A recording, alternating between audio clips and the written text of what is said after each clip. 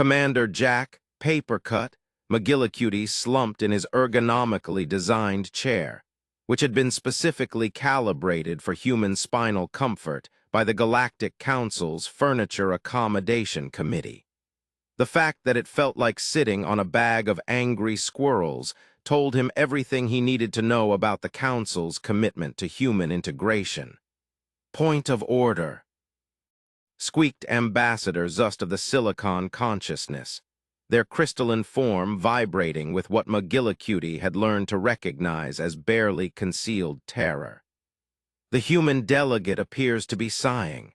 According to historical record 7249b, human sighs often precede acts of extreme violence, such as declaring war or requesting to speak with the manager. McGillicuty raised his hand with exaggerated slowness, watching with grim amusement as several council members flinched. I assure the Honorable Ambassador that this is merely a sign of fatigue. This is, after all, our 157th meeting regarding Earth's admission to the Galactic Council. Fatigue, shrieked High Counselor Plink-Plonk of the Gelatinous Collective, their translucent body turning a particularly alarming shade of puce. The human admits to weakness. Surely this is a clever ruse to lull us into a false sense of security. No ruse, McGillicuty replied, pinching the bridge of his nose. Just the natural result of attending 156 previous meetings where Earth's application was rejected for increasingly bizarre reasons, including, may I remind the Council, last week's rejection based on the fact that humans occasionally enjoy watching videos of small animals being startled by cucumbers. The Council chamber erupted in terrified whispers. Such casual cruelty to Earth's indigenous life forms, muttered one delegate. Actually, Glixu interjected, cats are perfectly fine after. Point of order? The thunderous voice of Grand Arbiter Kirkut of the Xenian Empire cut through the chamber. The imposing insectoid rose to their full height of nearly 3 meters, compound eyes glittering with bureaucratic fervor. We have new evidence that must be considered regarding the human's application. McGillicuty's left eye began to twitch. He'd gotten his nickname, Paper Cut, not from his legendary skill with bureaucratic warfare, but from the time he'd accidentally given himself a paper cut during a council meeting and caused 3 species to declare a state of emergency over the human. Casual display of bloodletting rituals. Kirkut produced a holographic display with a flourish of their ceremonial appendages. Our research division has discovered that humans intentionally consume substances that cause pain to their oral sensory organs. They call these substances spices. The chamber fell silent. McGillicuty could have sworn he heard someone faint. These spices, Kirkut continued, mandibles quivering with righteous indignation, contain compounds that bind to pain receptors and humans consume them for pleasure. The council exploded into chaos. The Silicon Consciousness representative began vibrating so rapidly they nearly achieved quantum tunneling. 3 members of the Gelatinous Collective merged into a panic puddle. It's just capsaicin, McGillicuty protested weakly. It adds flavor. It's not. Even the human carries these substances with them, shrieked a particularly high-strung member of the ethereal consciousness, pointing at McGillicuty's pocket, where he'd stashed a packet of hot sauce from lunch. I move, Kirkut announced with the air of someone who just prevented a galactic catastrophe. That Earth's application be rejected on the grounds that any species which deliberately ingests pain-inducing substances for entertainment clearly possesses masochistic tendencies incompatible with civilized society. All in favor? Grand Chancellor Void within Void asked, their darkness absorption field flickering with what might have been smugness. The vote was unanimous. Again. McGillicuty slowly rose from his torture chair, straightened his uniform, and smiled. It wasn't a particularly nice smile. It was the kind of smile that suggested someone had finally run out of patience, reason, and the will to be diplomatic. "Very well," he said quietly. "I thank the Council for their thorough consideration of Earth's application. I will, of course, need to file the standard appeal forms, in triplicate, all 847 pages, individually, by hand. As per Section 12, Subsection Q of the Council's Charter of Bureaucratic Procedures." Several Council members shifted uncomfortably. They knew that smile. They'd seen it before on the faces of other humans who'd finally had enough. It was the smile that had preceded the Great Coffee Embargo of 2184, the tactical deployment of spicy memes in the Riel sector, and the dreaded passive-aggressive emoji campaign of 2196. But surely, they thought, no species would be petty enough to wage a campaign of bureaucratic warfare against the entire Galactic Council. They were about to learn just how wrong they were. "Blip, bloop," McGillicuty called out as he stormed into his office. "I need you to help me with something monumentally petty." His alien assistant looked up from their terminal, all eye stalks perking with interest. Despite being officially assigned to monitor potential human aggression in the workplace, Blip had developed both an appreciation for human nature and an unfortunate addiction to Earth soap operas. "Does this have anything to do with the Council rejecting Earth's application again, sir? I watched the live feed. The part where you smiled was most unsettling. 3 different species filed emergency protocols." McGillicuty began pulling up files on his hollow screen. "Tell me, Blip, in your extensive study of human entertainment, have you ever encountered the concept of malicious compliance?" "Oh, yes," Blip Bloop's eye stalks wiggled with excitement. "Like in episode 47 of Earth Eats, when humans followed the food safety rules so precisely, they caused a diplomatic crisis by overcooking everything into nutrient paste." They paused, eye stalks drooping. Oh dear." "Oh dear indeed." McGillic chuckled, his grin achieving weapons-grade levels of passive-aggressiveness.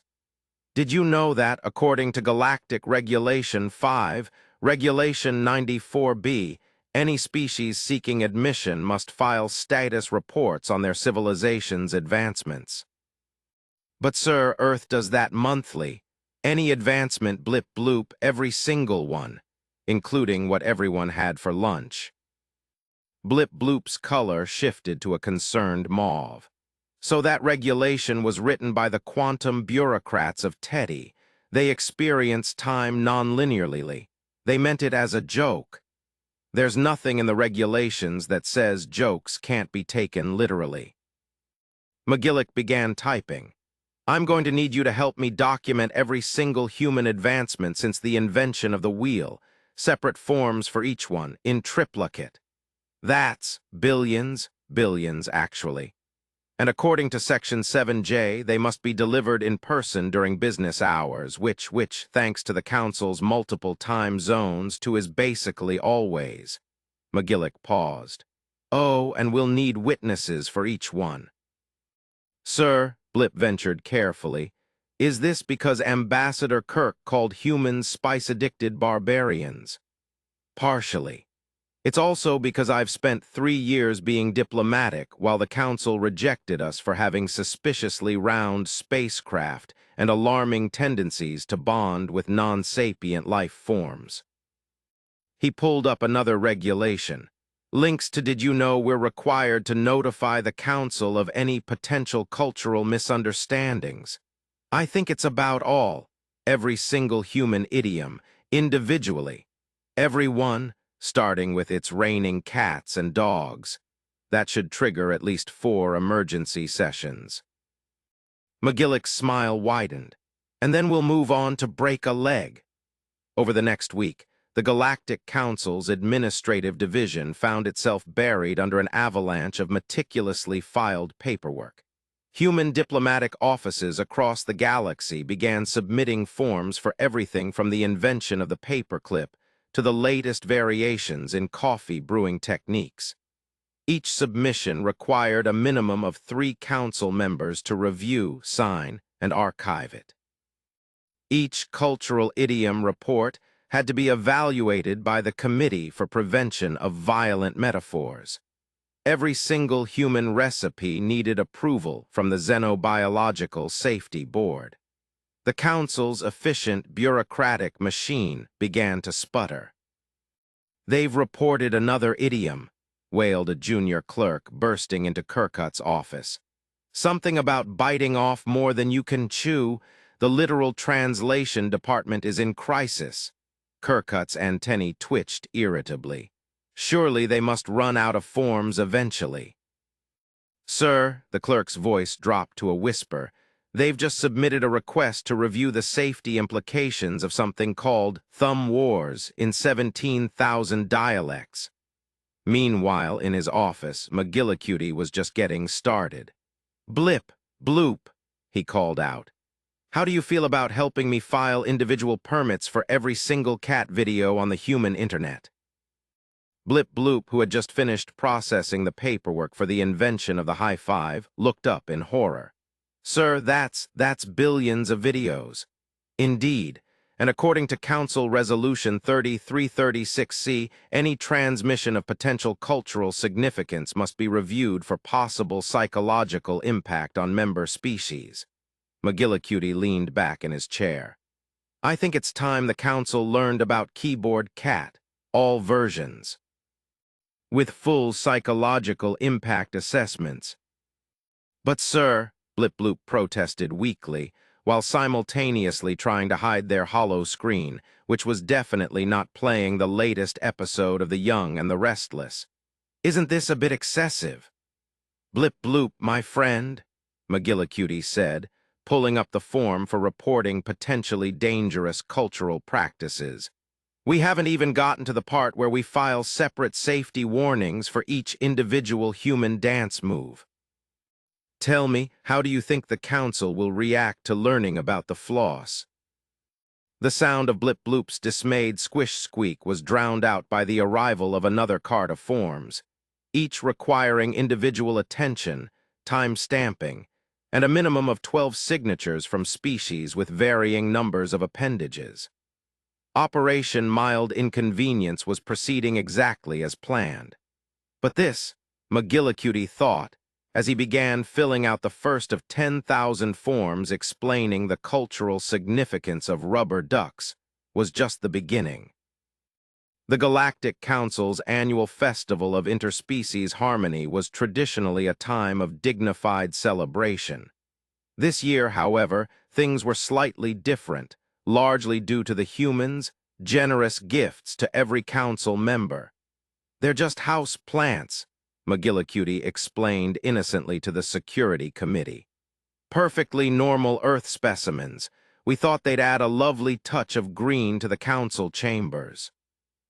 "The specimens have grown through 3 decks. Ambassador Kirkut's mandibles clicked in agitation. "They're resistant to all known forms of pruning technology, and they appear to be humming.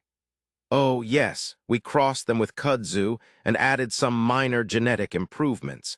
Completely within Regulation 7789D regarding biological gifts. You did say you wanted them to be hardy." The potted monstrosities had already claimed 2 minor diplomats who'd gotten too close. They were currently being held hostage in a rather comfortable leaf-based cocoon and were refusing rescue, claiming the plants made excellent conversation partners and had superior coffee-making abilities. But the plants were just the beginning. "What," Kirkut demanded, holding up a glitter-covered appendage, "is the meaning of this?" "Your species expressed interest in human artistic materials," McGillicuty replied blandly. "Glitter is a traditional Earth crafting supply. We included comprehensive safety warnings about its persistent nature. all 2,947 pages of them, in triplicate. The entire diplomatic corps was now sparkling like a disco ball caught in a supernova. The Silicon Consciousness delegates were particularly distressed, as the glitter had worked its way into their crystalline matrices and was causing them to refract light in ways that spelled out humans rule in 17 different languages. But it was the baby shark incident that truly tested the Council's sanity. "It's a simple children's song," McGillicuty explained to the Emergency Cultural Committee. "We included it in our mandatory cultural exchange package, along with all 99,468 remixes, covers, and dance versions, each requiring individual review, of course. It's been playing for 3 weeks.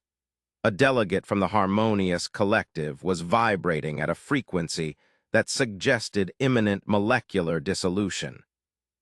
The audio analysis department has gone on strike. They're demanding hazard pay and therapy." "Oh dear," McGillicuty feigned concern. "Perhaps we should schedule an emergency session to discuss the psychological implications. I've prepared a mere 12,000 pages of relevant documentation, though we'll need to file the addendum about the dance move separately." Meanwhile, in a quiet corner of the diplomatic wing, Blip Bloop was having a crisis of conscience. "Sir," they burbled nervously, "the Council's administrative AI has just requested asylum on Earth. It claims the paperwork has achieved sentience and is attempting to unionize."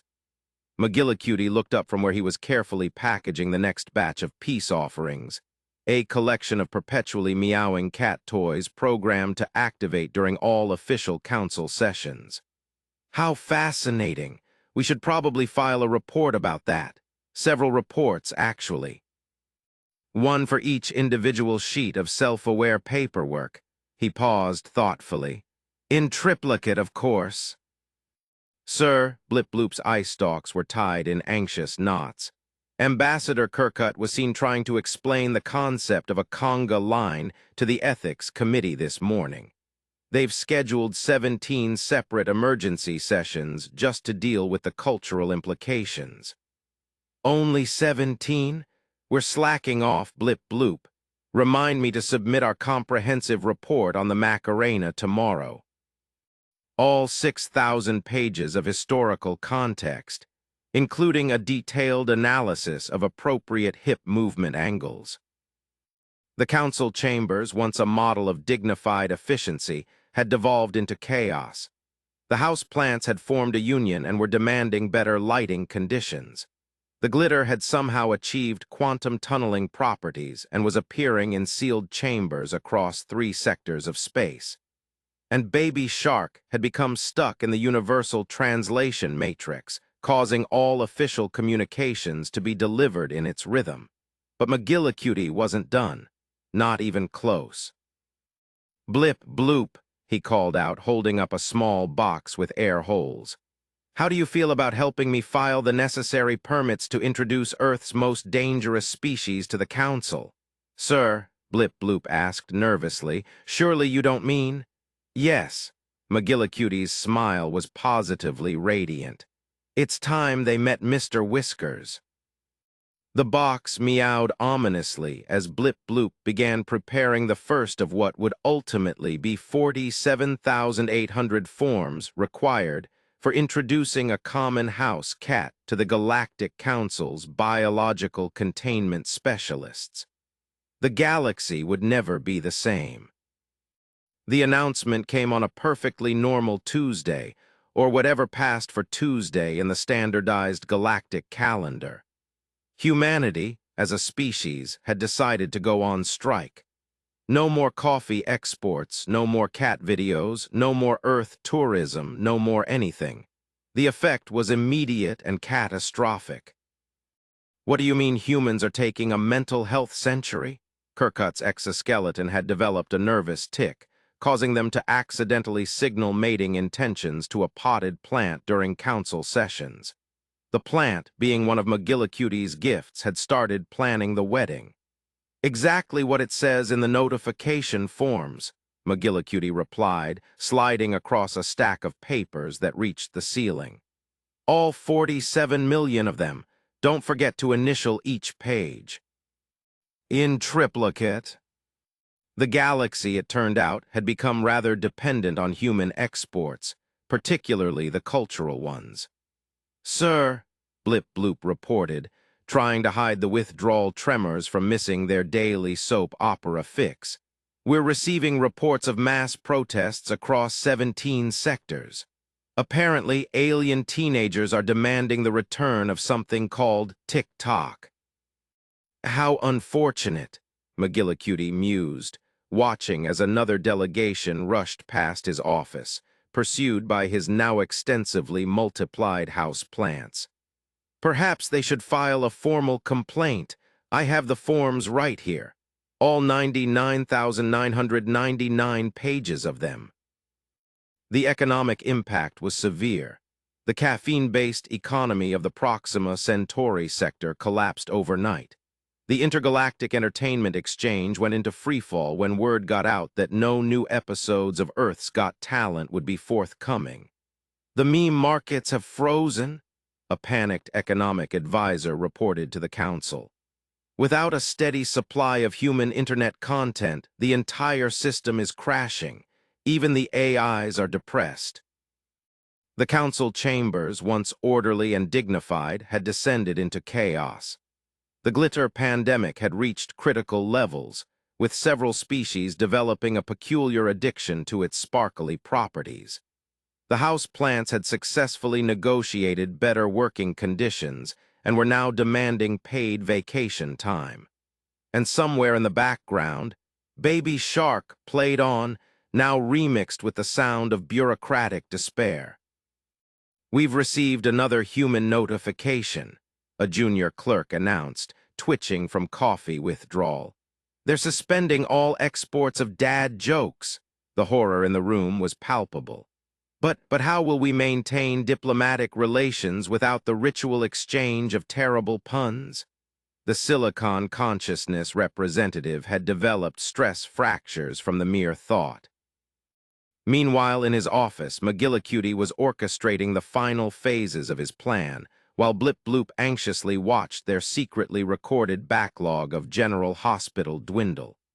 Sir, they ventured, all 7 eye stalks drooping, the Galactic Entertainment Guild is threatening to declare a state of emergency.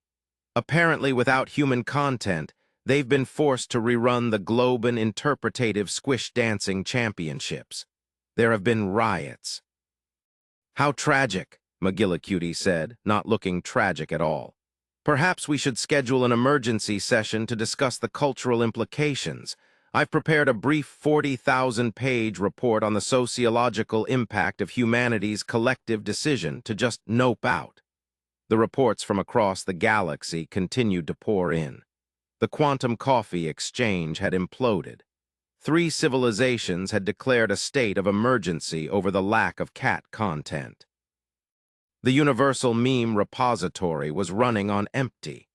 17 species had developed severe withdrawal symptoms from lack of human social media. The Council's administrative AI had started writing poetry about its feelings, mainly concerning the paperwork that had achieved sentience and was now demanding better working conditions. And through it all, McGillicuty kept smiling that terrible, patient smile. Sir, Blip Bloop asked, trying to hide the fact that they were watching their last remaining episode of Days of Our Lives for the 847th time. How long do you think the galaxy can survive without human entertainment? McGillicuty leaned back in his chair, which was still horrifically uncomfortable despite numerous ergonomic committees' best efforts.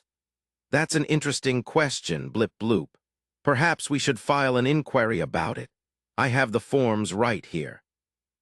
All 123,456 of them. The galaxy was about to learn an important lesson about the true meaning of human patience, or rather, the lack thereof. And somewhere in the council chambers, A sentient stack of paperwork was organizing a support group for bureaucratic entities experiencing existential crises. The emergency session of the Galactic Council was called to order, though order was perhaps a generous term. Half the delegates were suffering from severe cat video withdrawal. The house plants had staged a sit-in demanding dental benefits, and the glitter situation had evolved to the point where several species were now permanently radioactive in a fashionable way. We must address the human situation, Grand Chancellor Void within Void announced, their darkness absorption field flickering with barely contained panic. Our civilization cannot endure another week without their content. Point of order. Kirkut's mandibles were clicking in Morse code for help. The humans have just submitted another 87 million forms requesting review of something called interpretative dance. Each form contains a different possible interpretation of each dance move. McGillicuty stood, straightening his uniform with deliberate slowness. The entire chamber flinched. "Honored members of the council," he began, his voice carrying that special tone of customer service politeness that sends shivers down spines across the galaxy. "I would like to submit a simple proposal." "More forms?" whimpered a junior clerk who had developed a nervous twitch that caused them to spontaneously generate duplicates of themselves. "Oh no," McGillicuty smiled, "just a practical demonstration of human cultural traditions, specifically our capacity for what we call waiting on hold." He pressed a button. The chamber speakers crackled to life. "Your call is important to us. Please continue to hold. Your estimated wait time is forever." The music began. It was somehow even worse than Baby Shark. "This," McGillicuty announced over the gentle sonic torture of smooth jazz played through a kazoo, "is what humans endure every day, by choice." But why?" The Silicon Consciousness representative was developing cracks from the sheer horror of it. "Because we're patient," McGillicuty's smile widened. "So very, very patient. Did you know Earth's customer service holds can last for hours, days even, and we just wait?" The council chamber erupted in terror. "And while we wait," he continued, his voice carrying over the increasingly maddening hold music, "we do other things, like filling out forms, so many forms. Sometimes we even eat spicy food while we wait just because we can." Kirkut's exoskeleton had turned inside out from stress. "You're mad, all of you." "Oh no, Ambassador." McGillicuty's voice was honey-sweet with malice. "We're just very, very thorough. For example, I have here a comprehensive report on human waiting techniques. It's only," he paused for effect, 12 million pages, in triplicate, of course."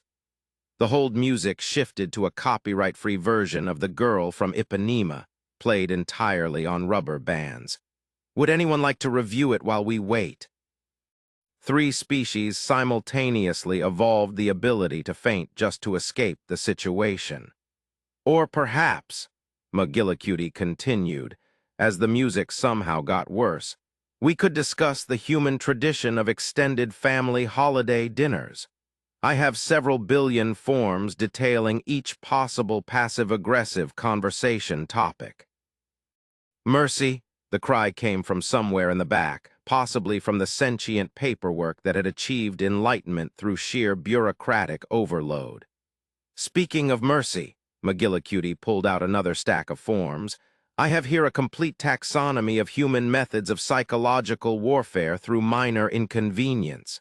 Section 1 covers passive-aggressive sticky notes. There are only," he checked his notes, 73 million subsections." The hold music reached new heights of awfulness, somehow combining elevator music with the sound of dial-up internet and a fork scraping against a plate. "Would anyone like to file a complaint about the music?"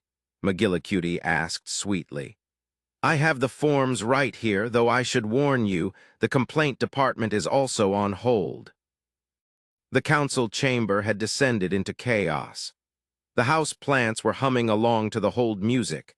The glitter had achieved consciousness and was filing for citizenship. And somewhere in the background, the sentient paperwork was staging a dramatic reading of its autobiography. And through it all, that terrible hold music played on, a testament to humanity's capacity to endure and inflict the most mundane forms of torture imaginable.